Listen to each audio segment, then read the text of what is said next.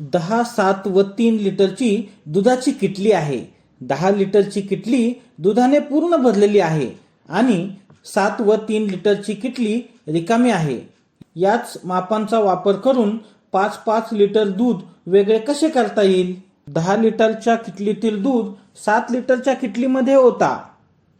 7 लिटरच्या किटलीतील दूध 3 लिटरच्या किटलीमध्ये ओता. 3 लिटरच्या किटलीमधील दूध पुन्हा 10 लिटरच्या किटलीमध्ये ओता.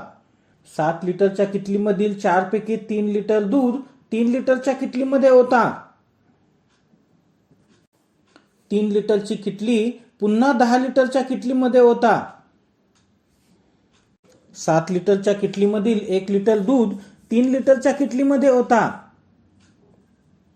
10 लिटरच्या किटलीतील दुधाने 7 लिटरची किटली पूर्ण भरा.